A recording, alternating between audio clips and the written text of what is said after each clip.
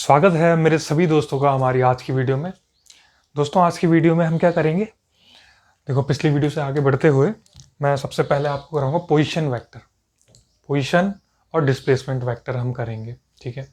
Position और displacement vector करने के बाद हम वेक्टर एडिशन को शुरू करेंगे। वेक्टर एडिशन अगर, क्योंकि वो काफ़ी लंबा है, इसमें पूरा हो जाता है तो हम उसके बाद उसके कंपोनेंट्स में बढ़ेंगे और रिजोल्यूशन, मतलब कंपोनेंट रिजोल्यूशन एक ही बात हुई, सब्ट्रैक्शन वगैरह देखेंगे। पर अगर नहीं होता है तो वेक्टर एडिशन तक रखेंगे इस वीडियो को, ठीक है। चलो देखते हैं कितना हो पाता है। आज मैं कोशिश करूँगा कि मैं आपको बड़े अच्छे से पढ़ा पाऊँ, अपना बेस्ट दे पाऊँ, जितना मुझसे हो पाएगा अपना बेस्ट, ठीक है। तो सबसे पहले वी शुड स्टडी फिजिक्स, एक मैसेज मैंने यहाँ पे आपको लिखा हुआ है आपके लिए। वी शुड स्टडी फिजिक्स, हमें फिजिक्स पढ़नी चाहिए। काफ़ी इंटरेस्टिंग, दिलचस्प विषय है, ठीक है। तो इसी को साथ में रखते हुए आगे बढ़ेंगे। सबसे पहले जैसे कि मैंने बोला, क्या बोला है, पोजीशन वेक्टर। नोट्स आप बना रहे हैं साथ साथ में, मैं ये मान के चल रहा हूं, पोजीशन एंड डिस्प्लेसमेंट वेक्टर, ठीक है। इस चीज को एक डायग्राम से समझेंगे, ठीक है। तो ये है हमारा, कितना टेढ़ा बना रहा हूं मैं, ये है हमारा XY प्लेन, ठीक है। अब देखो यहाँ पर सपोज यहाँ पर कोई पॉइंट है, ठीक। ओरिजिन से लेकर इस पॉइंट तक मैंने एक स्ट्रेट लाइन खींची, एक वेक्टर बनाया, ठीक है। तो ये जो वेक्टर है ये हमारा ओरिजिन है, ये पॉइंट ए है सपोज, ठीक है। ये पॉइंट ए है, ठीक है। तो ओ से लेकर ए तक एक वेक्टर गया है। इस वेक्टर को मैं नाम देता हूँ आर वेक्टर। इस वेक्टर को मैंने क्या नाम दिया, आर वेक्टर। इसके कोऑर्डिनेट हैं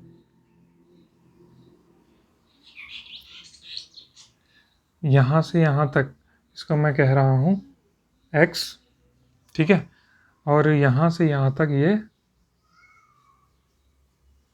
y। तो इसके कोऑर्डिनेट क्या होगा, x, y, ठीक है। तो ये जो वेक्टर है ना, इसको कहेंगे हम पोजीशन वेक्टर। पोजीशन वेक्टर हमें तीन चीजें बताता है। पहला मैग्नीट्यूड, दूसरा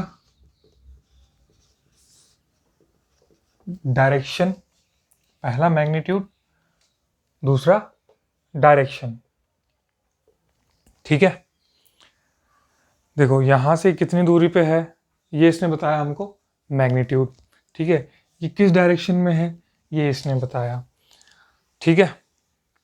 और एक और चीज बताता है पोजीशन वेक्टर, वो है हमारा जो उसके नाम में है। क्या है उसके नाम में, दिख रहा हूं मैं, जो उसके नाम में है, पोजीशन, किसी भी पार्टिकल की पोजीशन। ये तीन चीजें हमारा पोजीशन वेक्टर हमें बताता है। तो position vector is that vector that tells us about the position, direction and magnitude of a particle situated in a plane और स्पेस, ठीक है। अभी हम प्लेन की बात करें तो प्लेन, जब हम स्पेस की बात करेंगे तो स्पेस, ठीक है। अब देखो पोजीशन वेक्टर को हम डिनोट कैसे करते हैं। डिनोट कुछ नहीं, जो हमने वेक्टर बनाया है उसी को हमने यहाँ पे आर वेक्टर नाम दे दिया, ठीक है। जैसे ओ से ए है, ठीक है। पोजीशन वेक्टर वो वेक्टर होता है जो ओरिजिन से लेकर उस जहाँ पर वो पार्टिकल स्थित है वहाँ तक, ठीक है। जहाँ पर वो पार्टिकल स्थित है वहाँ, ओरिजिन से लेकर जहाँ पर वो पार्टिकल स्थित है वहाँ तक हमने जो वेक्टर बनाया उसको हम पोजीशन वेक्टर बोलते हैं। पोजीशन वेक्टर हमको तीन चीज़ें बताता है। पहला पोजीशन, दूसरा उसकी डायरेक्शन कौन सी दिशा में, तीसरा मैग्नीट्यूड कितनी दूरी पर है, ठीक है। क्लियर, पोजीशन वेक्टर, ठीक है। अभी इसका मैं एक्सप्रेशन तो कुछ भी नहीं है, कह सकते हैं डिनोट कैसे करना है इसको। ओ ए वेक्टर है ये, ठीक है। तो ये ओ ए लिखा मैंने, इसके ऊपर वेक्टर लगा दिया, इसको हमने आर वेक्टर मान लिया। क्या मान लिया, आर वेक्टर। तो यही इसी को हम कहेंगे पोजीशन वेक्टर। ठीक, अब देखो इस आर वेक्टर को मैं तोड़ सकता हूँ दो कंपोनेंट्स में, एक इसका ये एक्स कंपोनेंट, एक इसका वाई कंपोनेंट। तो कैसे लिखेंगे, एक्स, ठीक है, एक्स एक्सिस में यूनिट वेक्टर मैंने माना आई कैप, ठीक है, प्लस वाई, ठीक है, ये वाई कंपोनेंट इसका, वहाँ मैंने यूनिट वेक्टर माना जे कैप। तो आर वेक्टर मैंने क्या लिखा, x i cap plus y j cap, ये है unit vector in terms of, sorry ये है position vector in terms of unit vector. ठीक है, ये आपको पोजीशन वेक्टर मैंने लगभग बता दिया। ठीक है, इसमें बस इतना ही है पोजीशन वेक्टर में, और कुछ नहीं है। ये मैं तीन चीज़ें बताता है, याद रखना ये तीनों। ये इसका इसको डिनोट कैसे करना है, दर्शाना कैसे है, representation in terms of unit vectors. ठीक है, अब देखो दूसरी चीज़ तो हमें देखनी है डिस्प्लेसमेंट वेक्टर। अब इसी डायग्राम में देखो, चलो इसे मिटाऊंगा नहीं, ठीक है, सपोज ये यहाँ पर था एट टाइम t, जब टाइम हमारा t था तब हमारा ये पार्टिकल था a पे। कुछ टाइम बाद ये पार्टिकल मूव करके, सॉरी कुछ टाइम बाद ये पार्टिकल मूव करा, उसने अपनी पोजीशन चेंज करी, तो टाइम हो गया इस बार t डैश। टाइम क्या हो गया, t डैश। मतलब मान लो यहाँ से हमने शुरू किया, फिर 5 सेकंड बाद फिर हमने टाइम लिया 5 सेकंड, 5 सेकंड बाद वो पार्टिकल मूव करके किसी दूसरी जगह पर चले जाता है। ठीक है, तो ये है उसकी दूसरी पोजीशन। अब इसको हम यहाँ से जोड़ेंगे, तो इसको ओरिजिन से जोड़ने वाला वेक्टर कहलाएगा पोजीशन वेक्टर। ठीक है, इसको मैं बी कह देता हूँ, इस पोजीशन को मैं बी कह देता हूँ। ठीक है, यहाँ से यहाँ तक, ठीक है, ये मैंने परपेंडिकुलर ड्रॉप किया, तो ये क्या आ गया, एक्स डैश। क्या आया, यहाँ से यहाँ तक एक्स डैश। ठीक है, अब देखो यहाँ से ऐसे ही मैं परपेंडिकुलर वाई एक्सिस की तरफ ड्रॉप करूँगा, यानी वाई एक्सिस की तरफ परपेंडिकुलर ड्रॉप करा, तो यहाँ से यहाँ तक की दूरी इतनी, ये हो गई वाई डैश। तो इसके कोऑर्डिनेट क्या हो गए, x dash comma y dash. ठीक है, ये चीज़ क्लियर। ठीक है, वैसे मैं यहाँ पे देखो, यहाँ से इस पर एक एंगल बना सकता हूँ थीटा, और इस पर कोई दूसरा एंगल बना देगा थीटा डैश। ठीक है, तो वो थीटा भी, थीटा हमें डायरेक्शन दिखाने में भी मदद करता है। ठीक है, तो अगर हमने डायरेक्शन की बात करी है तो हमें वो थीटा हमें डायरेक्शन दिखाने में हेल्प करता है। ठीक है, अब देखो, तो मुझे बताना है डिस्प्लेसमेंट वेक्टर। ठीक, घिसड़ पिचड़ तो नहीं हो रहा, फिर से बनाओ डायग्राम। ठीक है, इसको थोड़ा क्लियर कर देते हैं, बट एक चीज़ कहानी तुम्हें समझ में आ गई, ये पार्टिकल पहले यहाँ पे था, फिर कुछ समय बाद वो यहाँ पे आ गया, है ना। इस डायग्राम को मैं थोड़ा क्लियर यहाँ पे बना देता हूँ, एक्स एक्सिस वाई एक्सिस, ये पार्टिकल ए पे जब था और जब पार्टिकल बी पे आया, है ना। यहाँ पे इसके कोऑर्डिनेट एक्स कॉमा वाई, यहाँ पे इसके coordinate x dash comma y dash. ठीक, अब देखो हमें समझना विस्थापन, डिस्प्लेसमेंट का मतलब होता है विस्थापन। ठीक है, विस्थापन क्या होता है, देखो किसी भी पार्टिकल का एक जगह से दूसरी जगह जाना, ठीक है, उसको हम डिस्टेंस ट्रेवल्ड भी कह सकते हैं और डिस्प्लेसमेंट भी कह सकते हैं, अगर उसके साथ कोई डायरेक्शन एसोसिएटेड है। क्या एसोसिएटेड है, डायरेक्शन। अगर वो उसके साथ कोई दिशा उसके साथ जुड़ी हुई है तो उसको हम कहेंगे डिस्प्लेसमेंट। ठीक है, तो अब देखो ये था ओ पॉइंट, यहाँ से ये था इसका पोजीशन वेक्टर, ये है बी पॉइंट, यहाँ से ये था इसका पोजीशन वेक्टर। ठीक है, इतनी कहानी तुमको अच्छे से क्लियर है। अब मैं ए से बी की तरफ एक वेक्टर बनाया, ए से बी की तरफ जाता हुआ एक वेक्टर बनाया। ठीक है, इसको हमने नाम दिया था आर वेक्टर, आर वेक्टर। इसको मैंने यहाँ पे कोई नाम नहीं दिया था, इसको मैं नाम देता हूँ आर डैश वेक्टर। इसको मैंने नाम दे दिया आर डैश वेक्टर। ठीक है, अब देखो ये यहाँ से ऐसा है, यहाँ पे इसका हेड है, फिर यहाँ पे दूसरे वेक्टर की, इस वाले वेक्टर की टेल यहाँ पे है और यहाँ पर इसका हेड है या टिप है। इस वेक्टर को मैं कह देता हूँ क्या बोलूँ, आर ए बी बोलूँ या क्या बोलूँ, ठीक है। ए टू बी जा रहा है तो मैंने बोल दिया आर ए बी, है ना, आर ए टू बी, ठीक है। मैंने बोल दिया इसको आर ए बी, ठीक है। अब देखो हम कुछ नहीं कर रहे हैं, हम यहाँ पे लगा रहे हैं ट्राइंगल लॉ। ट्राइंगल लॉ इसी वीडियो में हम आगे करेंगे, बट वैसे भी तुमने 12th में पढ़ा होगा, 11th में सॉरी, ठीक है। तो ट्राइंगल लॉ लगाते हैं हम, ठीक है। ट्राइंगल लॉ क्या कहता है, ट्राइंगल लॉ कहता है अगर दो वेक्टर ट्राइंगल की दो साइड से रिप्रेजेंट होते हैं तो जो तीसरा वेक्टर होगा वो ट्राइंगल की तीसरी साइड से रिप्रेजेंट होगा, पर जो उनका रिजल्टेंट वेक्टर होगा, रिजल्टेंट मतलब उन दोनों का जब उनको हम समाहित कर देंगे, एक दूसरे में जोड़ देंगे, तो जो रिजल्टेंट, तब जो उसका रिजल्ट आता है उसको रिजल्टेंट बोलते हैं। रिजल्टेंट वेक्टर जो है वो अपोजिट डायरेक्शन में होगा। तो ये देखो, इसकी डायरेक्शन ये है, इसकी डायरेक्शन ये है, क्योंकि वो ए से बी गया है ना, तो मैंने यहाँ से नीचे को बनाया ये, ठीक है। तो r vector plus r a b vector, ये दोनों एक ही डायरेक्शन में है, ठीक है। तो इन दोनों को मैंने एक तरफ लिख दिया। फिर जो उसका रिजल्टेंट है ये तीसरा वेक्टर, ये अपोजिट डायरेक्शन में होगा, है ना। यानी अब देखो ये यहाँ से ऐसा गया, फिर ये ऐसा गया, बट ये उसकी उल्टी डायरेक्शन में है, उलट है, ठीक है। तो ये आर डैश वेक्टर, ठीक है। हम क्या निकाल रहे हैं, हम निकाल रहे हैं displacement vector r a b. तो ये क्या आ जाएगा, आर डैश वेक्टर माइनस, अगर ये उस तरफ जाएगा तो यहाँ ये प्लस में है, वहाँ जाके माइनस हो जाएगा, तो ये आ जाएगा हमारा आर वेक्टर। यही है हमारा डिस्प्लेसमेंट वेक्टर, ठीक है। डिस्प्लेसमेंट वेक्टर समझ में आ गया। कुछ नहीं, दो पॉइंट के बीच में क्या क्या होता है, पाथ ट्रेवल या डिस्टेंस या फिर डिस्प्लेसमेंट। अगर उसके साथ डायरेक्शन एसोसिएटेड है तो डिस्प्लेसमेंट, इसलिए इस वेक्टर को हमने क्या नाम दिया, डिस्प्लेसमेंट वेक्टर, सिंपल। अब देखो आर को हमने ऐसे लिखा था x i cap plus y j cap. अगर मैं आर डैश को ऐसे लिखना चाहूँ तो आर डैश वेक्टर को मैं क्या लिख सकता हूँ, x dash i cap plus Y dash j cap. अब हम डिस्प्लेसमेंट वेक्टर को लिखने जा रहे हैं in terms of unit vectors, ठीक है। तो ये आ जाएगा r a b vector is equal to r dash vector, है ना, x dash i cap plus Y dash j cap, है ना, फिर minus x i cap plus y j cap, ठीक है। ये तुम कर लोगे, मैं डायरेक्ट लिख देता हूँ।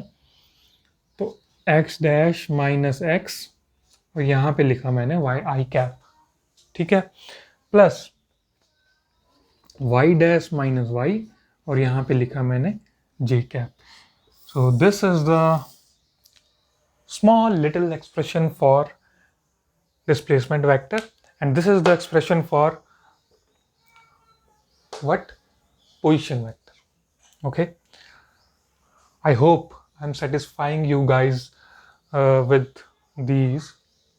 Just tell me if you are satisfied or not, because every day I want to improve. Okay, so let's stick to the topic and move ahead. After this, इसके बाद हम क्या करेंगे, पोजीशन और डिस्प्लेसमेंट वेक्टर हम कर चुके हैं, ठीक है। अब आगे नोट करते रहना, ठीक है। अब जो एक चीज मैं बताने वाला हूं वो है angle between two vectors. Angle between two vectors, ठीक है।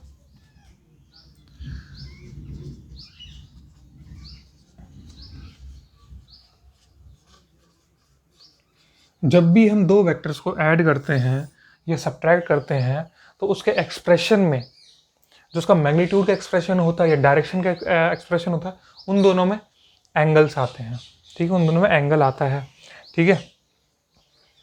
तो वो एंगल कौन सा वाला एंगल है, ठीक है, और उसको हमने कैसे पहचानना है, इसमें बड़ा कन्फ्यूजन भी रहता है बच्चों को, तो वो मैं आपको बताने वाला हूँ, ठीक है। अब देखो ये है कोई वेक्टर, वेक्टर ए, ठीक है, ये है कोई वेक्टर, वेक्टर बी, ठीक, इसके बीच में कुछ एंगल बन रहा है।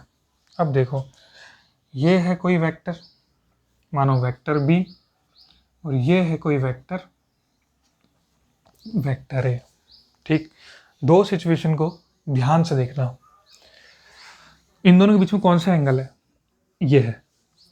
इन दोनों के बीच में कौन सा एंगल है? ये है। अगर ऐसी तुम्हारी धारणा है 11th क्लास में वेक्टर्स पढ़ने के बाद, तो तुम कहीं ना कहीं गलत तो हो। ठीक है, 50% सही हो, 50% गलत हो। सर 50% गलत क्यों है? देखो साफ साफ दिख रहा है, इन दोनों के बीच में एंगल्स यही है। ठीक है, देखो अगर कितनी भी दो वेक्टर्स के बीच का एंगल पहचानना है ना, तो वो दोनों आपस में टेल टू टेल जुड़े होने चाहिए। ठीक है, to identify the angle between vectors, ठीक है, vectors should be connected tail to tail, या we will take that angle between the vectors which is made by the vectors when the two vectors are joined tail to tail। यानी जब दो vectors tell to tell जुड़े हुए हों तो वहां पर जो एंगल बन रहा है ना, हम उस वाले एंगल को लेंगे। ठीक है, उस वाले एंगल को लेंगे। ठीक है सर, यहाँ पर तो टेल टू टेल जुड़ी नहीं हुई है। ठीक है, यहाँ पर जुड़ा हुआ है, तो ये वाला एंगल है थीटा। ठीक है, थीटा कह लो, एक्स कह लो, जो भी। ठीक है सर, यहाँ पे अब कैसे करेंगे? तो इसके लिए हम पढ़ते हैं पैरेलल शिफ्टिंग ऑफ वेक्टर्स। ठीक है, क्या पढ़ते हैं? Parallel shifting of vectors.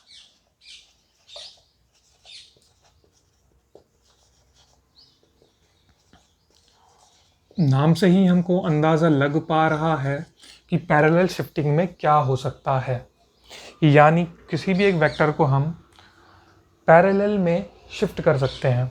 अगर ये वेक्टर है तो मैं इसको पैरेलल में शिफ्ट करना चाहता हूँ। ठीक है, तो मैं यहाँ से इसको सीधा सीधा ये लाइन खींची, ये लाइन खींची, ये मैंने इसको यहाँ पर पैरेलल शिफ्ट कर दिया। अगर मैं इस तरफ करना चाहता हूँ तो ये इधर लाइन खींची ये, और ये दोनों लाइन आपस में पैरेलल है, तो हमने वेक्टर को पैरेलल में शिफ्ट कर दिया। ठीक है, अगर मेरा ऐसे में काम नहीं बन रहा है, मुझे टेढ़े में शिफ्ट करना है। ठीक है, तो ये वेक्टर है, मैं टेढ़े में दो लाइन खींचूंगा जो आपस में पैरेलल होगी और उस वेक्टर को शिफ्ट कर दूंगा।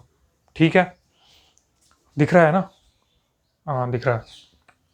ठीक, इसी वेक्टर को मुझे ऊपर शिफ्ट करना है, तो मैंने ऐसे में दो लाइन खींची पैरेलल। मतलब ये मैं तुम्हें दिखाने के लिए खींच रहा हूँ लाइन, तुम डायरेक्ट शिफ्ट करोगे, और ऐसे करके उसको पैरेलल शिफ्ट कर दिया। इसको कहते हैं हम पैरेलल शिफ्टिंग ऑफ वेक्टर्स। ये हमारे क्या काम आती है? अगर हमें एंगल नहीं दिया हो, अगर हमें एंगल ठीक से नहीं दिया गया हो, यानी कि अगर हमें ये वाला एंगल दे रखा है बट हमें तो एंगल चाहिए ना, तो मैं इसको पैरेलल शिफ्ट कर सकता हूँ। ठीक है, इसको पैरेलल शिफ्ट कर सकता हूँ। ठीक है, तो मैं इसको पैरेलल शिफ्ट कैसे करूँगा? मैं इसको सीधे उठा के यहाँ पे रख दूंगा। ठीक, ये भी तो एक तरीके से पैरेलल ही हुआ, है ना? या तो फिर मैं इसको उठा के, मान लो इसको मैं उठा के यहाँ पे ऐसे शिफ्ट कर दूंगा, तो अब ये वेक्टर ऐसे में आ जाएगा, ए वेक्टर, है ना? अब यहाँ पे एंगल ले लो। ठीक है, करेक्ट तरीका ये है, मैंने पहले गलत बोला था कि मैं इसको यहाँ रख दूंगा, वो मैंने गलत बोला। करेक्ट तरीका ये है, मैं इसको उठा के यहाँ ले आऊँ, है ना? अब यहाँ पे एंगल जो बनेगा वो थीटा एंगल हो जाएगा। उससे बढ़िया क्या है कि अगर मैं इस लाइन को एक्सटेंड कर दूँ, अब देखो ये एक लाइन है, ये दो पैरेलल लाइंस हैं आपस में, ये ट्रांसवर्सल है, पैरेलल लाइंस, ये ट्रांसवर्सल।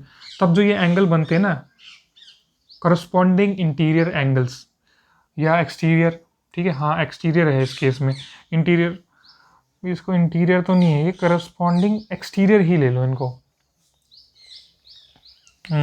करस्पॉन्डिंग एंगल्स है, ना इंटीरियर ना एक्सटीरियर, ये दोनों करस्पॉन्डिंग है। ठीक है, कंफ्यूज मत होना, ये तुम्हारा 10th या 9th मतलब इसी टाइम का मैथ्स का है। ये तुमने पढ़ा होगा कि भाई जैसे दो लाइंस हैं, उनको एक ट्रांसवर्सल काट दिया, तो ये वाला एंगल, ये वाला एंगल, ये तो वर्टिकली अपोजिट एंगल हो गए, ये सही होते हैं। ठीक है, अब जैसे ये वाला एंगल और ये वाला एंगल, ये दोनों एंगल करस्पॉन्डिंग एंगल होते हैं। तो यहाँ पर ये जो ये और ये वाला बन रहा है ना, ये करस्पॉन्डिंग एंगल है, तो ये आपस में इक्वल होंगे, है ना?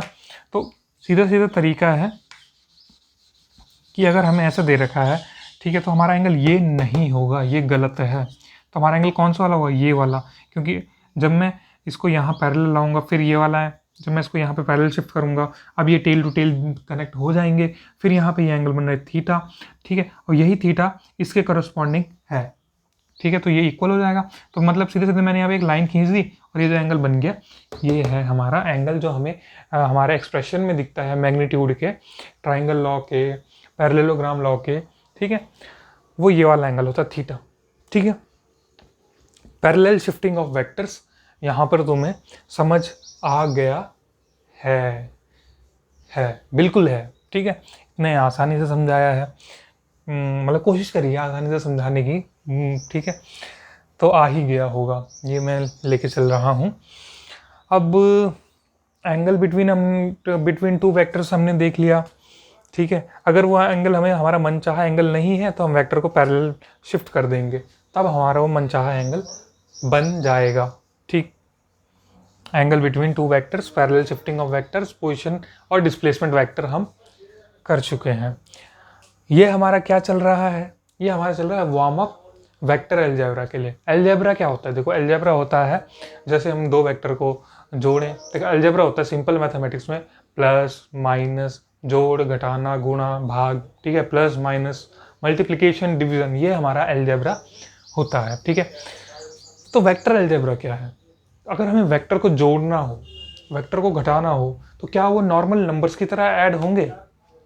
तो ऐसा नहीं है, वो नंबर की तरह ऐड नहीं होते हैं।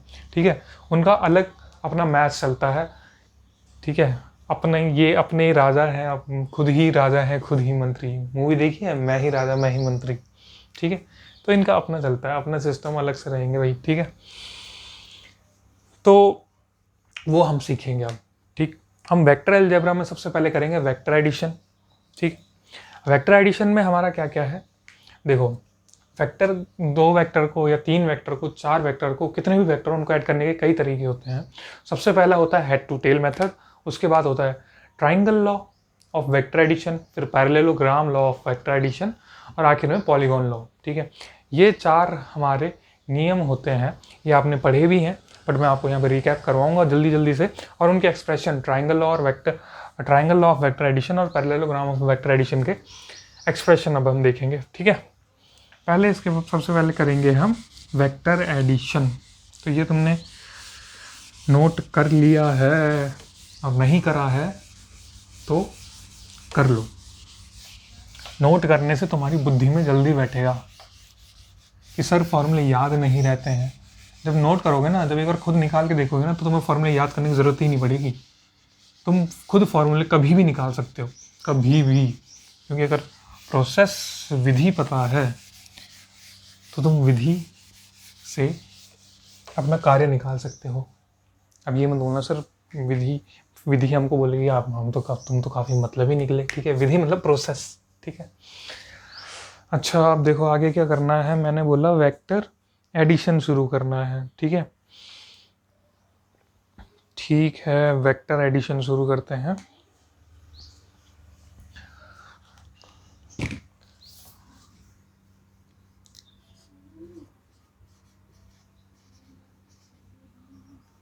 वेक्टरा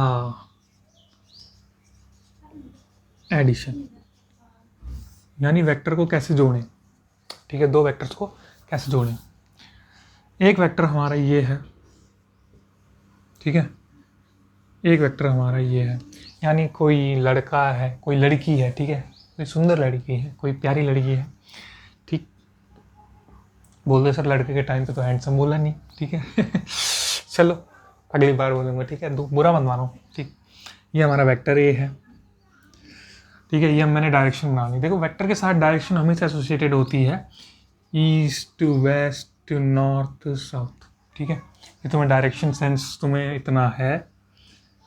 ठीक है, ईस्ट बोले तो जहाँ से सूरज उगता है, उत्तर, ओह नहीं, उत्तर नॉर्थ होता है। ठीक है, ये होगा उत्तर दक्षिण, पूरब से उगता है सूरज और पश्चिम में डूबता है। ठीक है, और तुम अपनी किस्मत का उजागर करवाओ, मतलब पूरब, जैसे कहते हैं ना कि पूरब से उगता है सूरज, तुम भी अपनी किस्मत को चमकाओ, अच्छे से पढ़ो, मेहनत करो। ठीक है, तो क्या चीज़ बताने जा रहा था, तो मैं ये कहने जा रहा था कि एक लड़की है, वो यहाँ से यहाँ गई, यानी वो नॉर्थ की तरफ गई कुछ। ठीक है, सपोज 5 किलोमीटर गई टूवर्ड्स नॉर्थ, और 3 किलोमीटर गई, सर ये कैसा 3 है, ईस्ट। ठीक है,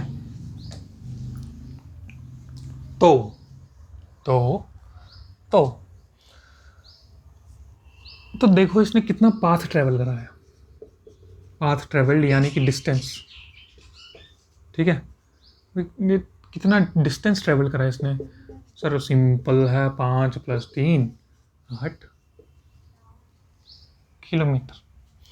ठीक है, तो क्या मैंने ये दोनों वेक्टर्स जोड़ दिए, तो मैंने ये दोनों वेक्टर जोड़ दिए हैं क्या, तो आंसर है, सर हाँ दिख तो रहा है, यहाँ पे प्लस का साइन है, जोड़ का साइन भी है, बराबर में 8 मिल गया हमें।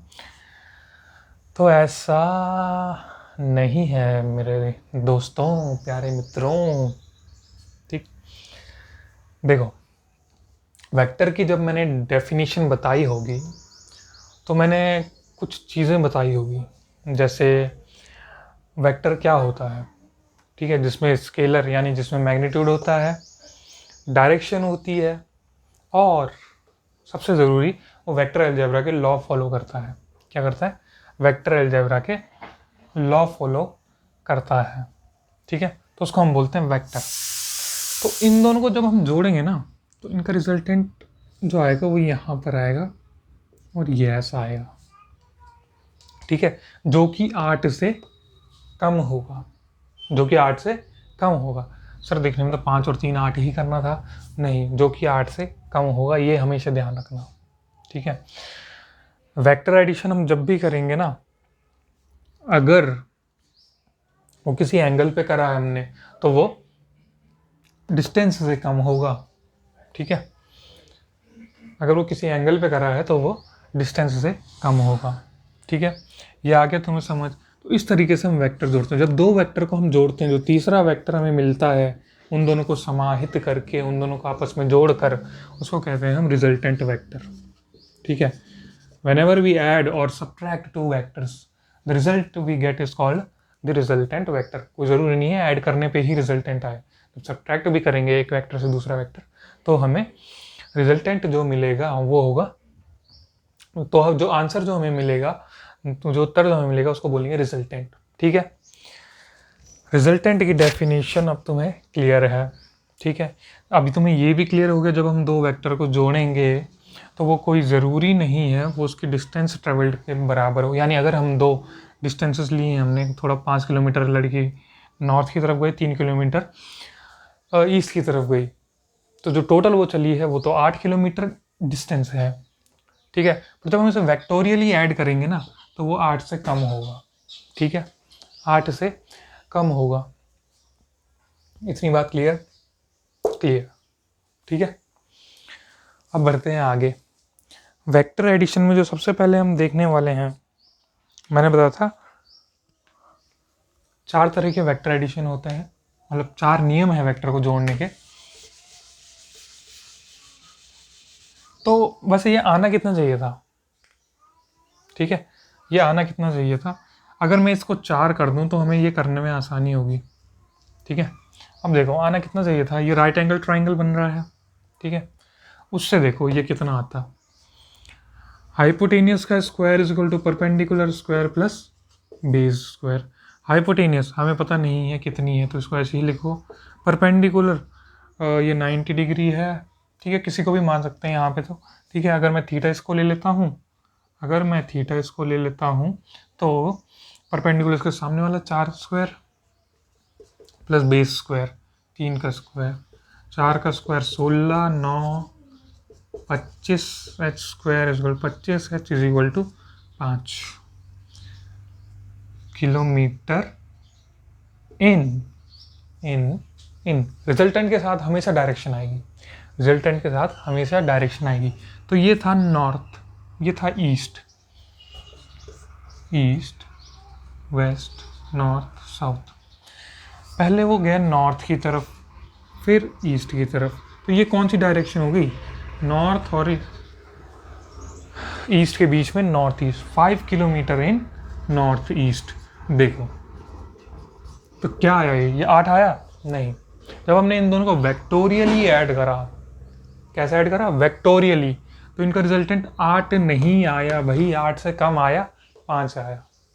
क्यों आया ये, तो मैंने देखा यहाँ पर पाइथागोरस थ्योरम की मदद से जब हमने इसको निकाला तो इसमें 5 ही आना था, क्योंकि ये शॉर्टेस्ट डिस्टेंस है इन दो पॉइंट्स के बीच में। ये इनिशियल पॉइंट, ये फाइनल पॉइंट, इनिशियल पॉइंट, ये फाइनल पॉइंट एफ, इन दोनों के बीच की शॉर्टेस्ट डिस्टेंस है ये, इसलिए ये 5 किलोमीटर आया।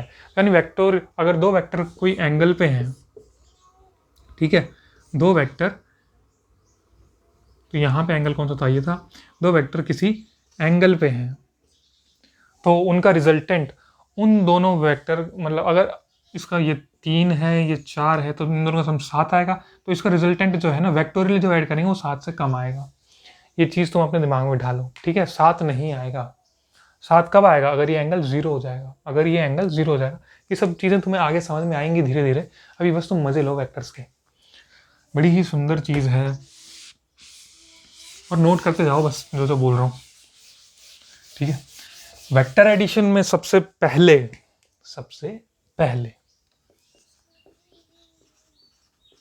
Head to tail method head to tail method, method बोल दिया तो इसका मतलब ये नहीं है मुझे प्रोनाउंसिएशन पता नहीं है, बस मुझे मज़ा आता है उठ पटांग प्रोनाउंस करने में, प्रोनाउंस करने में। बच्चे मेरा मजाक भी उड़ाते हैं, सर आप तो सा को सा बोलते हो, सा को सा बोलते हो, अभी भी एक जैसे लग रहा है ना।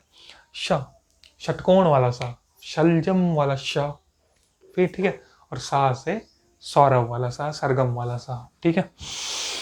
पता है भाई, तीनों का फर्क पता है और सीक्वेंस भी पता है, ठीक है। तो सबसे पहले head to tail method. Head to tail method में क्या चीज़ है, ठीक है। हेड टू टेल मेथड में देखो, इसमें एक चीज़ याद रखना, जो भी हमारा फर्स्ट वेक्टर होगी, to find resultant, to find resultant, join, join, हम का जॉइन कर लो, ठीक है। ये डायलॉग याद आता है, हम का जॉइन कर लो ठीक है। तो फाइंड रिजल्टेंट जॉइन, क्या join, tail of first vector, जो भी हमारा फर्स्ट वेक्टर है उसकी टेल को ज्वाइन करो किसके साथ, to the head of the last vector. इतना ही है हमारा हेड टू टेल मेथड, और कुछ नहीं है। बस अगर एग्जाम में पूछा नहीं जाता है, वैसे एग्जाम में पूछा जाता है ट्राइंगल लॉ, ठीक है, पैरेललोग्राम लॉ, क्योंकि इनका डेरिवेशन भी है। ये तो कुछ भी नहीं है, ये तो बहुत बेसिक चीज़ है एकदम, ठीक है। अगर हमें रिजल्टेंट निकालना है किन्हीं दो वेक्टर्स का, तो हम पहले वेक्टर की टेल को पहले वेक्टर की, मान लो ये है, दो वेक्टर को जोड़ रहे हैं फिलहाल, ठीक है। अगर हमें इन दोनों का रिजल्टेंट निकालना है तो हम पहले वेक्टर की टेल को, इसकी पूंछ को ज्वाइन करेंगे लास्ट वेक्टर के हेड के साथ, तो ये और ऐसा, ठीक है। जो पहले वेक्टर की टेल है वहाँ से लेंगे वेक्टर और ज्वाइन करेंगे लास्ट वेक्टर के हेड के साथ, तो यहाँ से ज्वाइन करेंगे तो इस, तो जो ये जो रिजल्टेंट वेक्टर है ना आर, इसकी टेल होगी ए पे, ठीक है, और इसका हेड होगा लास्ट वेक्टर के हेड के साथ, ठीक है। 3 वेक्टर ले लेते हैं, वेक्टर ए, वेक्टर बी और वेक्टर सी, ठीक है। तो मैंने क्या बोला, तो टेल है पहले वेक्टर की, उसको ज्वाइन करेंगे हेड के साथ, लास्ट वेक्टर के हेड के साथ, ऊपर को बनाना हुआ ऐसे, ठीक है। ठीक, एक और एग्जांपल, फिर से रेक्टेंगल का ही इस्तेमाल करने वाला हूँ। A b c d, d छोटा है थोड़ा, ठीक है। तो अब क्या करना है, टेल ऑफ फर्स्ट वेक्टर को जोड़ो हेड ऑफ लास्ट वेक्टर से, तो ये है आपका रिजल्टेंट यहाँ पे, ठीक है। इन 3 एग्जाम्पल से आपको अच्छे से क्लियर हो गया है हेड टू टेल मेथड, ठीक है। दूसरा मेथड क्या है, दूसरा मेथड है triangle law of vector addition, triangle law of vector addition. ठीक है,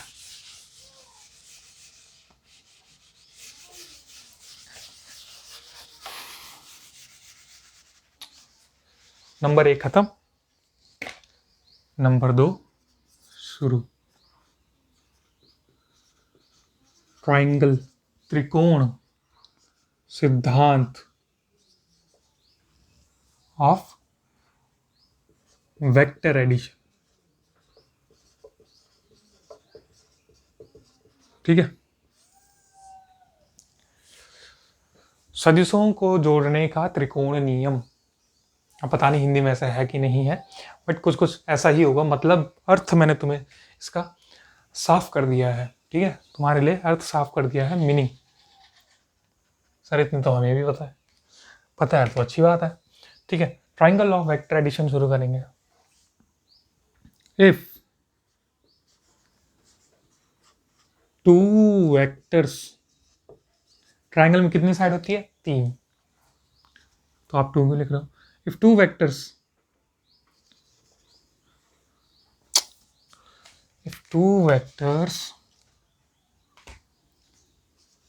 are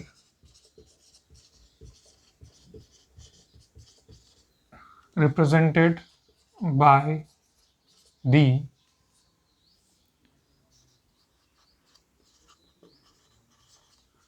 two sides of a triangle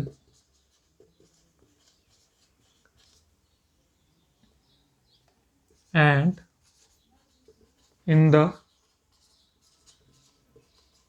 same order, then the resultant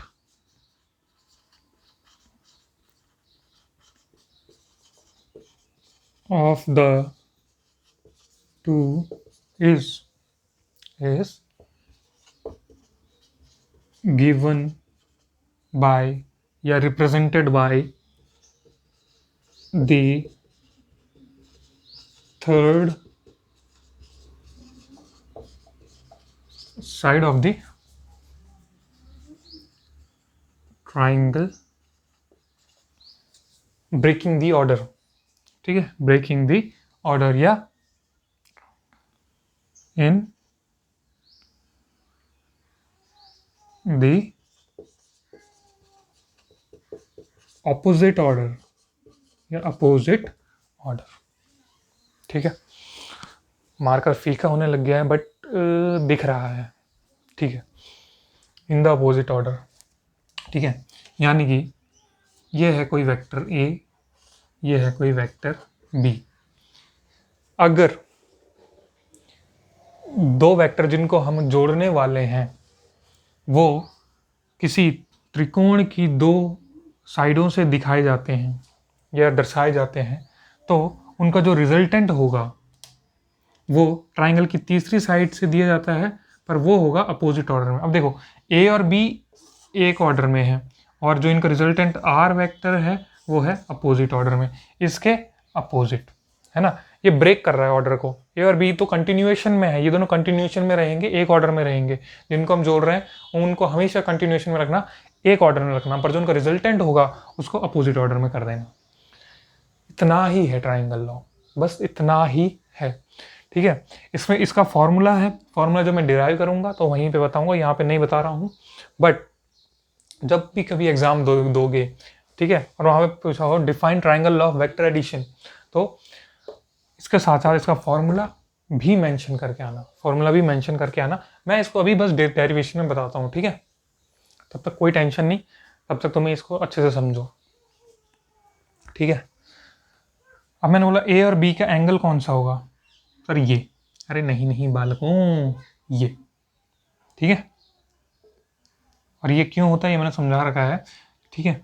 जब मैं इसको यहाँ पे पैरेलल शिफ्ट करूँगा तो ये दोनों वेक्टर ए और vector b tail to tail connect हो जाएंगे, ये दोनों कॉरस्पॉन्डिंग एंगल से। ये हमारा एंगल ये आ जाएगा इनके बीच वाला, ठीक है, जो फॉर्मूले में यूज होना है, ठीक। Triangle of vector addition clear.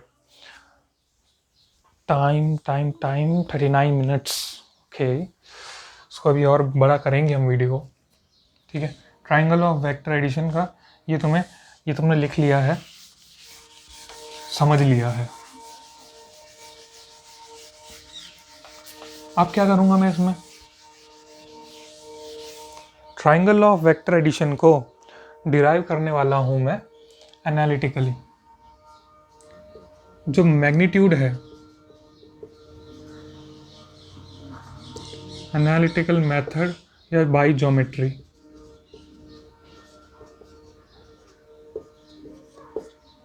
ठीक है। तो ट्राइंगल ऑफ वेक्टर एडिशन में जो हमने अभी ट्राइंगल तुमने देखा था, ठीक है, अब समझ लो ये वेक्टर तुम्हारा ए है, ये है वेक्टर बी, ठीक है। तो इन दोनों के बीच का एंगल, ये इनका रिजल्टेंट आर, चलो इसे कैपिटल से दिखा देता हूँ, ठीक है। अब देखो, यहाँ से एक परपेंडिकुलर ड्रॉप करो, यहाँ से इसको ज्वाइन कर दो, ठीक है। इतना चीज़ क्लियर। मैंने बोला वेक्टर ए और वेक्टर बी के बीच का एंगल, ठीक है, इसको मैं यहाँ पैरेलल शिफ्ट करूँगा तो ये ऐसा, ठीक है, समझ गए हो, बार बार नहीं बता रहा हूँ, ये थीटा है, ठीक है। वेक्टर ए और वेक्टर बी के बीच का एंगल थीटा, और वेक्टर ए है जो, या बेस वेक्टर है जो, वेक्टर जो हॉरिजॉन्टल वेक्टर है, उससे रिजल्टेंट की डायरेक्शन है बीटा एंगल पर, ठीक है। डायरेक्शन को हम इस एंगल से दिखाएंगे, बीटा से, ठीक।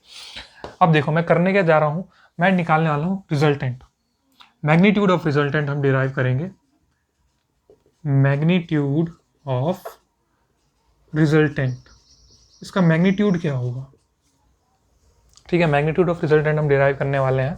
पहले इस ट्राइंगल का नाम दे देते हैं कुछ, ए बी सी डी, ठीक है, ठीक। दो चीज़ें मैं पहले ही निकाल देता हूँ, क्यों निकाल रहा हूँ वो तुम्हें अभी समझ में आ जाएंगी। साइन थीटा निकालो, किस में, ट्राइंगल बी सी डी, ये जो छोटा वाला ट्राइंगल है b c d. Sine theta क्या होता है, perpendicular upon hypotenuse. Cos theta क्या होता है, बेस अपॉन हाइपोटेनियस, हाँ, ठीक है। अब देखो इसके लिए ये परपेंडिकुलर क्या है, ये साइन थीटा ना, इसके लिए परपेंडिकुलर ये सी डी, हाइपोटेनियस बी, तो यहाँ से क्या मिल गया, c d is equal to b sine theta. ऐसे कॉस थीटा देखो, बेस अपॉन हाइपोटेनियस, बेस है हमारा बी डी, हाइपोटेनियस है हमारी वेक्टर बी, ये, ठीक है। तो बी डी क्या आ जाएगा यहाँ से, बी डी आ जाएगा बी कॉस थीटा। दरअसल ये दोनों हमारे यहाँ पर यूज होंगे, इसलिए मैंने इनको पहले ही निकाल के रख दिया है, ठीक है। अब देखो in triangle a d c apply Pythagoras theorem in triangle a c d. A c d में हम क्या करने वाले, पाइथागोरस थ्योरम लगाएंगे। तो देखो इसकी हाइपोटेनस कौन सी है, ए सी, ठीक है, बच्चों की तरह लिखो, hypotenuse square perpendicular square plus base square, A C का whole square is equal to base का whole square A D plus, oh sorry perpendicular का ना, ठीक है, बेस का मैंने परपेंडिकुलर सी डी का होल स्क्वायर प्लस बेस का whole square A D, clear, simple mathematics, ठीक है। सी डी को ऐसे ही रहने दो, A D A B plus B D लिख सकता हूँ, A D is equal to A B plus B D, A B plus B D का होल स्क्वायर, हाँ ठीक है। तो ये आ जाएगा सी डी का whole square plus A B का whole square plus B D का whole square plus 2 A B B D, ठीक है। ए प्लस बी का whole square, A square plus B square plus 2 A B, है ना, 2 A B, ठीक। अब देखो यहाँ से b d c d, B d c d, B d square plus c d square, अब ये 90 डिग्री का एंगल है क्योंकि हमने परपेंडिकुलर ड्रॉप करा था। तो अब देखो base square plus perpendicular square is equal to hypotenuse का स्क्वायर, तो इसकी जगह क्या आ जाएगा, बी सी का स्क्वायर, ठीक है। तो ए बी का स्क्वायर ऐसे ही रहने दो, यहाँ पे इन दोनों के बदले आ जाएगा बी सी का square plus 2ab B D बच गया। ठीक है, अब देखो वैल्यूज रखो। ए सी क्या है हमारा, रिजल्टेंट का स्क्वायर। ए बी क्या है हमारा, ए बी वैक्टर ए का स्क्वायर। बी सी क्या है हमारा, बी सी वैक्टर बी का square plus 2ab vector A B D B D B D कहाँ से निकाला था, कॉस थीटा से, B cos theta cos theta. तो रिजल्टेंट क्या आ जाएगा, स्क्वायर जब उस तरफ जाएगा तो ये अंडर रूट हो जाएगा, तो अंडर रूट वेक्टर ए का स्क्वायर प्लस वेक्टर बी का स्क्वायर प्लस 2 वेक्टर ए वेक्टर बी कॉस थीटा, और पूरा टर्म अंडर रूट के अंदर और ये डिब्बे के अंदर, और डिब्बे से ये आ गया हमारा magnitude. This is the expression for magnitude of resultant vector in triangle of vector addition, and the same expression is repeated in the parallelogram of vector addition, but I will derive it for you, okay, but I will also derive that one for you। यानी कि resultant ये है magnitude of resultant. ठीक है, अब आ जाते हैं direction पे। अगर तुम ठीक है, डायरेक्शन देखो आप, नवा मार्कर है, नवा डायरेक्शन देखो, डायरेक्शन बतानी है तो वेक्टर ए से इसको ये हॉरिजॉन्टल ऐसा गया है ना। अब बड़े वाले ट्राइंगल में देखो क्या लगा रहे हैं, बड़े वाले ट्राइंगल में लगा रहे हैं हम tan थीटा का formula. tan theta is perpendicular upon base tan beta, beta है ना ये, perpendicular C d upon base a d, c d upon A D, A d. ठीक है, सी डी क्या है, सी डी हम निकाला हुआ है B sine theta. C D क्या है, B sine theta upon A D, A D है A B plus B D, A plus B D है B cos theta, B cos theta. Now this one, अब ये है required expression tan beta के लिए, tan beta के लिए। ठीक है, tan बीटा यानी कि एक और चीज़ रह गई, tan को उधर भेज दो। कोई ऐसा तो नहीं है ना कि tan को उधर भेज दो sir b sine theta upon tan और ब्रैकेट में a plus B cos theta, बड़े गलत जा रहा हो अगर ये तुम्हारी धारणा चल रही है मन में, तो ये आ जाएगा tan इनवर्स ट्रिग्नोमेट्रिक रेशियोज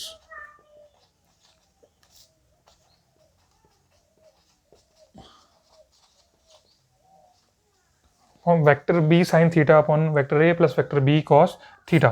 ठीक है, इनसे बन जाएगा तुम्हारा काम magnitude of resultant, direction of resultant.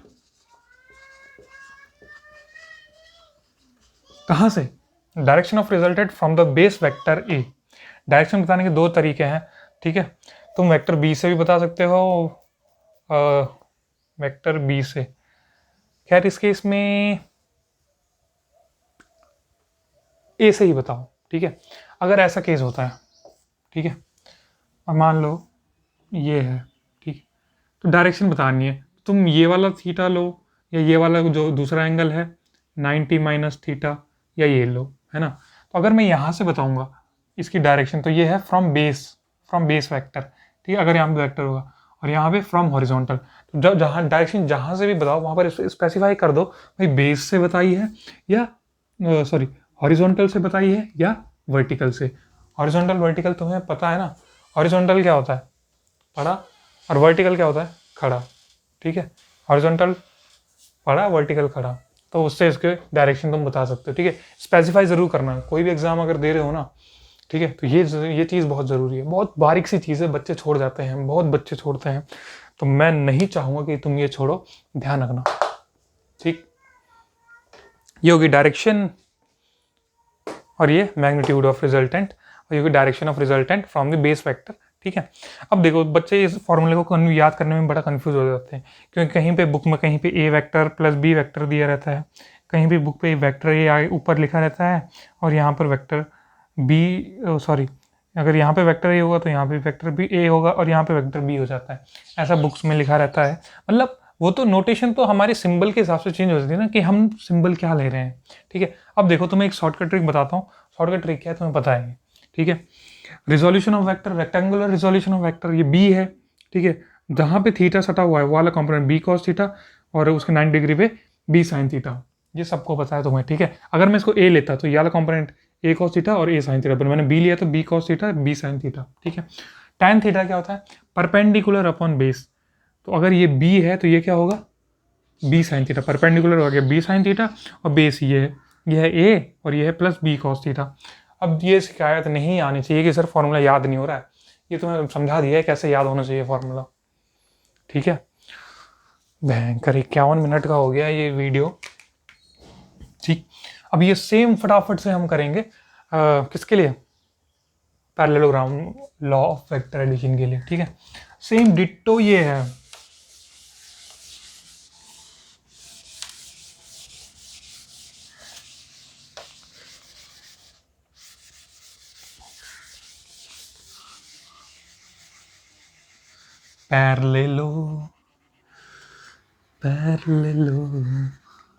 Parallelogram.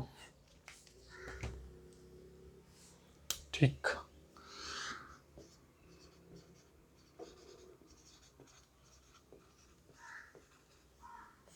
Parallelogram law of vector addition. ठीक है, उसका भी सेम यही एक्सप्रेशन है, सेम यही मैग्नीट्यूड, यही एक्सप्रेशन है मैग्नीट्यूड ऑफ रिजल्टेंट के लिए और यही है डायरेक्शन ऑफ रिजल्टेंट के लिए। ठीक, बट बताता हूँ अभी। ठीक है, फिर से वही दो वेक्टर, वेक्टर ए, ओहो वो बताने से पहले स्टेटमेंट तो देखा ही नहीं अभी। स्टेटमेंट क्या होता है पैरेललोग्राम का, पैरेललोग्राम लॉ का, if two vectors to be added are represented by the two sides, no, two adjacent sides of a parallelogram,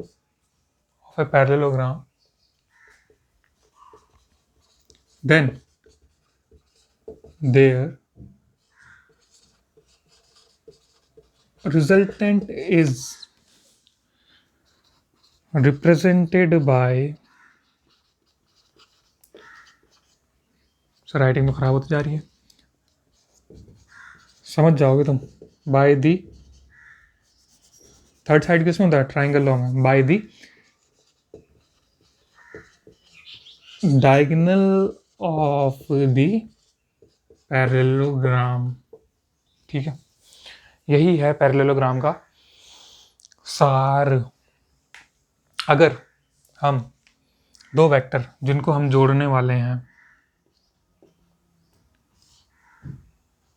उनको पैरेललोग्राम की दो साइड से दिखाते हैं, ठीक है, तो पहले पैरेललोग्राम पूरा करेंगे, तो इन दोनों के बीच का कोई एंगल होगा, मान लो थीटा। ठीक है, तो अगर हम दो वेक्टर्स को पैरेललोग्राम की दो एडजेसेंट साइड से, यानी आपस में सटी हुई साइड से अगर हम दिखाते हैं, तो उनका रिजल्टेंट हमें किससे दिखता है, इसके थर्ड वेक्टर से, ट्राइंगल लॉ में उनका रिजल्टेंट हमें दिखता है इसके डायगोनल से। ठीक है, पैरेललोग्राम के डायगोनल से।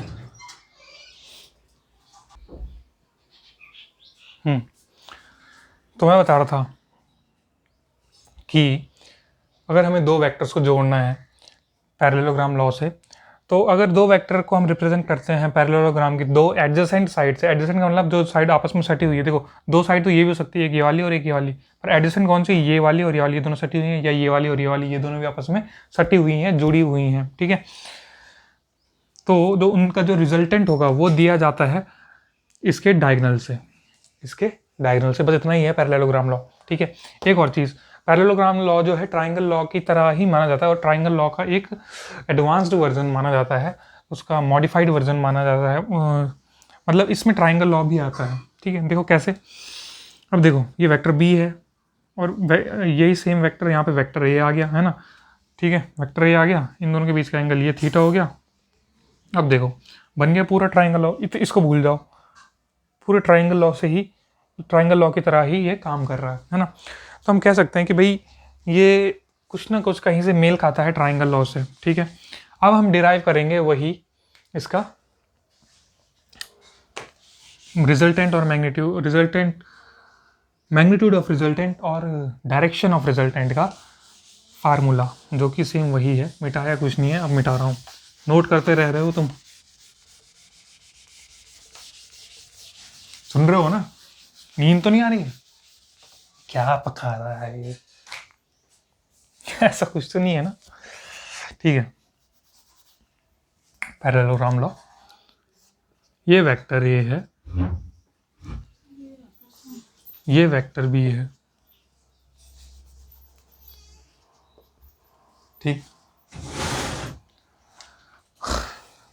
मैं भी बार बार ट्राइंगल लॉ का डायग्राम बना रहा हूँ।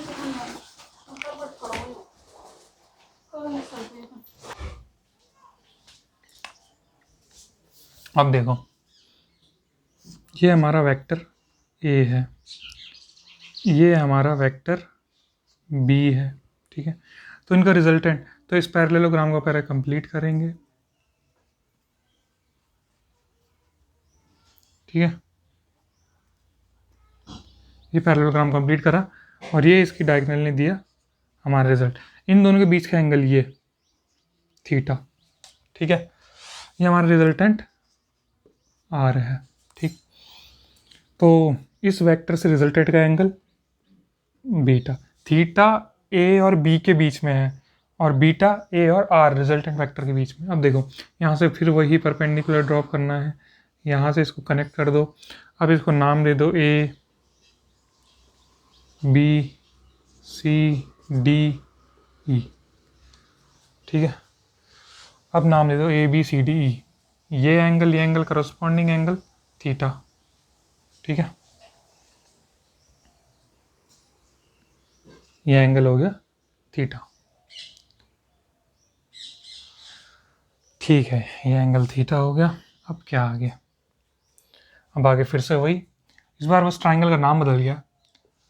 पाइथागोरस थ्योरम किस में, ट्राइंगल ए ई सी में, ए ई सी में जब लगाओगे तो क्या हो जाएगा, ए सी का स्क्वायर इज इक्वल टू ए ई का स्क्वायर प्लस ई सी का स्क्वायर, ठीक है। ए ई देखो a B plus B e, देखो सेम है ये, ठीक है, तो इसमें कोई घबराने वाली बात नहीं है। तो ये क्या हो जाएगा, A B square plus B E square plus 2ab B E plus last में बच जाएगा ई सी स्क्वायर, ठीक है। वैल्यू रखने जा रहा हूँ, वैल्यू रखने से पहले अब देख लो इस ट्राइंगल में जब साइन थीटा निकालेंगे हम, क्या निकालेंगे, साइन थीटा होता है परपेंडिकुलर अपॉन हाइपोटेनियस, तो ये perpendicular C E upon hypotenuse C B. देखो ये वेक्टर और ये वेक्टर दोनों सेम है, बी वेक्टर ये भी, क्योंकि पैरेललोग्राम है उसके अपोजिट साइड्स इक्वल होती हैं, ठीक है, इक्वल होती है और पैरेलल होती है, तो ये बी वेक्टर आ गया। अब देखो तो यहाँ पर बस इसका नाम जो हो जाएगा ना,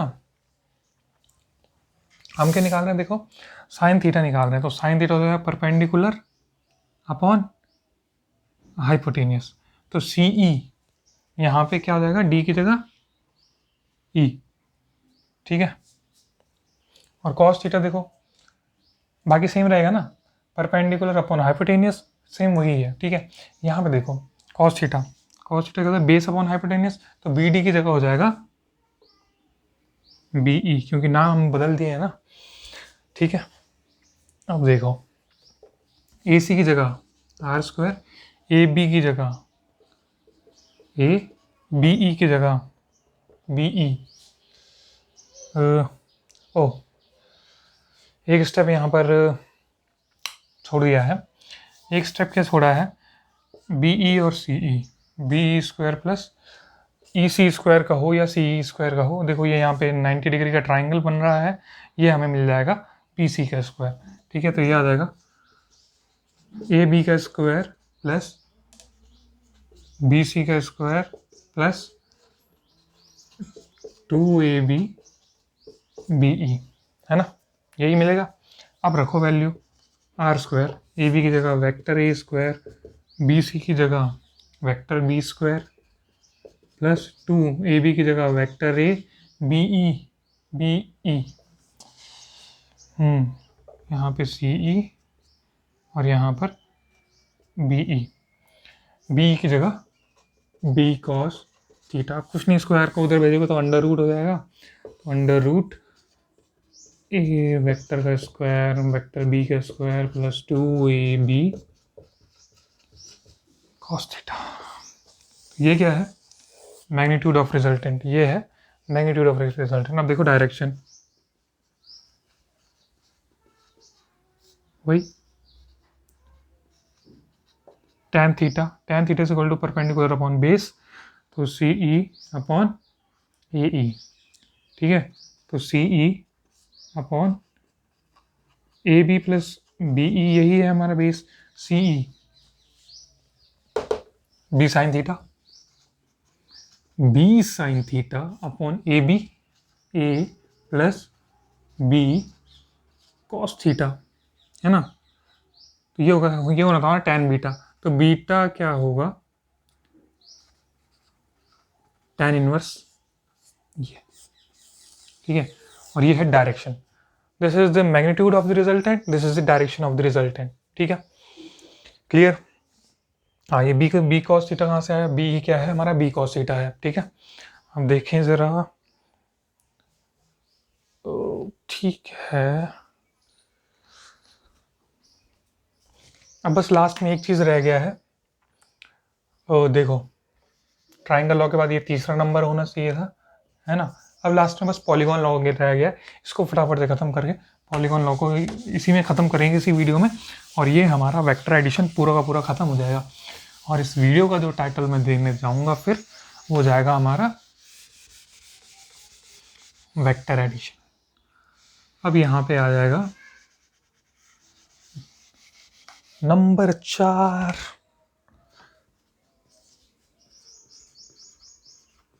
पॉलीगॉन, ठीक है। पॉलीगॉन क्या होता है, ठीक है, कोई भी फिगर जिसमें 3 या 2 से ज़्यादा साइड हो उसको हम पॉलीगॉन कहते हैं। क्लोज्ड फिगर होते हैं बेसिकली, ट्राइंगल भी शायद पॉलीगॉन में आता है, ठीक है। तो इसको हम कहते हैं पॉलीगॉन, ठीक है। वेक्टर ए vector B vector C vector D, ठीक है। इनको हमें जोड़ना पॉलीगॉन लॉ से, तो पॉलीगॉन लॉ सिंपली वही कहता है, पूरा ट्राइंगल लॉ ही है, एक वेक्टर ए vector B vector C vector D, ठीक है। तो पॉलीगॉन लॉ ये कहता है अगर हम पे 2 या 3 से ज़्यादा वेक्टर्स हैं तो उनको जोड़ेंगे हम कैसे, पॉलीगॉन लॉ से। अगर वो सारे वेक्टर्स कंटिन्यूएशन में होने चाहिए, उनका ऑर्डर सेम होना चाहिए, बट उनके रिजल्टेंट का ऑर्डर उनके अपोजिट होना चाहिए। ये हमारा रिजल्टेंट आर वेक्टर आ गया, ठीक है, ये हमारा रिजल्टेंट आर वेक्टर आ गया, ठीक है। ऐसे ही ये देख लो, ए बी सी डी, तो अब इसका रिजल्टेंट कैसा आएगा, ऐसा आएगा, ठीक है। इन सब का सेंस एक, इसका सेंस अपोजिट। अब देखो इसको भी हम ट्राइंगल लॉ से रियलाइज कर सकते हैं, ट्राइंगल लॉ से निकाल सकते हैं, ठीक है। अब देखो ये दो वेक्टर में जब जोड़ूंगा तो ट्राइंगल लॉ से इसमें ये आएगा, फिर इस वेक्टर और इस वेक्टर को जोड़ूंगा तो ट्राइंगल लॉ से इसका रिजल्टेंट ये बनेगा, फिर इस वेक्टर और इस वेक्टर को जोड़ूंगा तो ट्राइंगल लॉ से इसका रिजल्टेंट ये बनेगा, ऐसे। ठीक है, तो ये था polygon law of vector addition. ठीक है, वर्डिंग इसकी तुम खुद लिख लेना। If more than 2 vectors are represented by the sides of a polygon in continuation in the same order in the same direction, then the resultant is given by the then its resultant is given by the last side of the polygon but in reverse order। ठीक है, by breaking the order, उसको order को break करते हुए ये हमारा resultant हमको मिलेगा। ठीक है, इसको तुम ये भी देख सकते हो कि हमारा हेड टू टेल मेथड जो हमने सबसे पहले पढ़ा था कि पहले वेक्टर की टेल से शुरू करेंगे और लास्ट वेक्टर के हेड को ज्वाइन करेंगे, वो भी रिप्रेजेंट कर रहा है। ठीक है, तो ऐसा कोई फिगर मैंने उसमें भी बनाया था, बट स्क्वायर रेक्टेंगल बनाया था। ठीक है, तो दोस्तों इस वीडियो में हमने क्या क्या देखा, पोजीशन वेक्टर, डिस्प्लेसमेंट वेक्टर। ठीक है, फिर हमने वेक्टर एडिशन शुरू करा, उनमें हमने 4 ये देखे। ठीक है, 2 हमने एनालिटिकल मेथड से डिराइव करे, ट्राइंगल लॉ और पैरेललोग्राम लॉ। ठीक है, तो ट्राइंगल लॉ और पैरेललोग्राम लॉ दोनों के आपको फॉर्मूले याद कर लेना। ठीक है, वैसे तुम अगर ये तुम्हें समझ रखते हो तो तुम्हें फॉर्मूले याद तो खैर कर ही लोगे, वैसे सिंपल है फॉर्मूला, कुछ भी नहीं है। ठीक है, अब एक और चीज़ वैसे इसमें रह जाती है, वो चीज़ क्या है, डिफरेंट केसेस नहीं देखे हमने, है ना। ओ याद आ गया भाई, वरना हो गई थी वीडियो ख़त्म। केसेस की बात कर लेते हैं ट्राइंगल लॉ और पैरेललोग्राम लॉ में। ठीक है, फटाफट से वेक्टर एडिशन पूरा खत्म हो जाएगा। देखो मैं वीडियो रैप अप करने वाला था, अच्छा वो याद आ गया, यही फ़ायदा होता है रिकैप्चुलेट करने का, इसीलिए मैं तुम्हें वेक्टर, भले ही तुमने 11th-12th में पढ़ा है, रिकैप्चुलेट करा रहा हूँ ताकि कोई चीज़ अगर तुम भूल जाओ, है ना, तो या कोई मिसकंसेप्शन हो तो वो क्लियर हो जाए। देखो फॉर्मूला क्या बनाया था हमने रिजल्टेंट का, देखो मैग्नीट्यूड कैसे रिप्रेजेंट करते थे, मैंने ये शायद वहाँ पे लिखा नहीं। ठीक है, तो तुम आर स्क्वायर से जब यहाँ पे ऐसा करोगे ना, जब स्क्वायर को उधर भेजोगे तो मैग्नीट्यूड भी लगा देना यहाँ पे, under root a plus B plus 2ab cos theta, है ना। और देखो tan क्या बताया था मैंने तुम्हें, tan बीटा बताया था b sign theta upon a plus b cos theta, है ना, यही बताया था। अब देखो हम ये डिफरेंट एंगल्स के लिए देखेंगे। सबसे पहले ठीक है, जब थीटा कितना है 0 डिग्री, डायग्राम से भी समझाओ, ये वेक्टर A है, इसी के ऊपर दूसरा वेक्टर B लाई कर रहा है ना, तभी तो एंगल 0 होगा, तो इनका रिजल्टेंट इसी डायरेक्शन में आगे बढ़ेगा, है ना, इसी डायरेक्शन में आगे बढ़ेगा। तो हमें रिजल्टेंट की वैल्यू मैक्सिमम, ये तो तुम्हें डायग्राम से ही समझ में आ गया है ना, रिजल्टेंट की वैल्यू मैक्सिमम इसमें मिलेगी। अब देखो कॉस जीरो कितना होता है, कॉस थीटा की जगह मैं 0 रखूँगा तो ये आएगा कॉस 0 1, तो ये बच जाएगा 2ab, तो ये बच जाएगा अंडर रूट a, देखो ठीक है, plus b square plus 2ab और ब्रैकेट में 1। ठीक है, कॉस 0 1 इसे मिटा दिया। अब देखो ये क्या बन गया, ये तो आइडेंटिटी बन रही है किस चीज़ की, a प्लस बी के होल स्क्वायर की आइडेंटिटी। ठीक है, जब स्क्वायर अंडर रूट के बाहर आएगा तो वेक्टर a प्लस बी। ठीक है, इस केस में ये हमारा मैग्नीट्यूड मैक्सिमम होगा। ठीक है, ये मैंने यहाँ पे बता दिया है। दूसरा देखो डायरेक्शन की बात करते हैं, b साइन 0 तो ये पूरा टर्म क्या हो गया 0 हो जाएगा, यहाँ पे बीटा 0 हो जाएगा। देखो बीटा, अब जब दोनों वेक्टर इस डायरेक्शन में, तो ये रिजल्टेंट वेक्टर आया, ये बड़ा वाला वेक्टर, तो रिजल्टेंट भी इसी डायरेक्शन में है, तो एंगल कितना, बीटा बना भी कितना हो गया 0। ठीक, अब यही चीज़ें केस 2 के लिए, जब थीटा हमारा 90 डिग्री का होगा, जब थीटा हमारा 90 डिग्री का होगा, यानी दो वेक्टर्स के बीच का एंगल हमारा 90 डिग्री होगा। वेक्टर ए, वेक्टर बी, इन दोनों के बीच का एंगल थीटा 90 डिग्री है, तो इनका रिजल्टेंट यहाँ कहीं बीच में आएगा, तो अब जो रिजल्टेंट जो आएगा ना, वो पहले से थोड़ा कम आएगा, जो हमारा केस 1 में रिजल्टेंट आया था उससे कम आएगा। ठीक है, case 2 when theta is equal to 90 degree, cos 90 cos 90 होता है 0, तो ये वाला टर्म क्या हो जाएगा, यहाँ पे 0 आ जाएगा, 2ab इंटू 0, ये पूरा टर्म 0 हो जाएगा। तो रिजल्टेंट हमारा जाएगा अंडर रूट ए स्क्वायर प्लस बी स्क्वायर। ठीक है, ये रिजल्टेंट आएगा। ये मैक्सिमम नहीं होगा, ना ही ये मिनिमम होगा, ये होगा बीच का। ठीक है, अब इसको देखो, b sine 90 1, a plus B cos 0, cos 90 0, तो ये टर्म 0 हो गए, बच क्या b बाई ए। ठीक, b बाई ए, तो यहाँ पर ये है बीटा। ठीक है, क्लियर, ये केस भी रिजल्टेंट कम होगा केस 1 से। आखिर बस ये लास्ट चीज, अब वीडियो खत्म। केस 3, थीटा 180 डिग्री, डायग्राम से रियलाइज करते हैं, ये वेक्टर ए है, इसके 180 डिग्री में ये बी है, 180 डिग्री में। ठीक है, तो अब क्या होगा, अगर ये दोनों मैग्नीट्यूड में बराबर होंगे ना, तो यहाँ पे इसका रिजल्टेंट 0 आएगा इस वाले में। ठीक है, अगर इनका मैग्नीट्यूड बराबर होगा, अब लग रहा है मैग्नीट्यूड बराबर, तो इनका रिजल्टेंट 0 आएगा। यहाँ से रियलाइज करोगे इसे। ठीक है, डायग्राम से मैंने बता दिया। अब इसमें देखो, cos 180 होता है -1, तो अंडर रूट वेक्टर ए का स्क्वायर वेक्टर बी का स्क्वायर -2ab, यहाँ पे ऐसे +2ab आना था, -1 आना था cos 180 की जगह, तो यहाँ से -1 का माइनस यहाँ आ गया, तो ये आ जाएगा vector A minus vector B का होल स्क्वायर, स्क्वायर बाहर आएगा, A minus B vector, minimum होगा रिजल्टेंट इस केस में, रिजल्टेंट मिनिमम। डायरेक्शन देख लेते हैं। ठीक, साइन 0 0, तो साइन 180 भी 0, तो ये 0। ठीक है, तो ये एंगल जो होगा रिजल्टेंट का यहाँ पर 0 होगा, यानी एंगल रिजल्टेंट इन्हीं के ऊपर लाई कर रहा होगा, और अगर मैग्नीट्यूड होगा तो रिजल्टेंट ये पॉइंट है 0। ठीक है, नल वेक्टर आ रहेगा रिजल्टेंट यहाँ पे इस केस में। ठीक, मिनिमम आएगा, अगर इक्वल होंगे तब कुछ और कहानी होगी।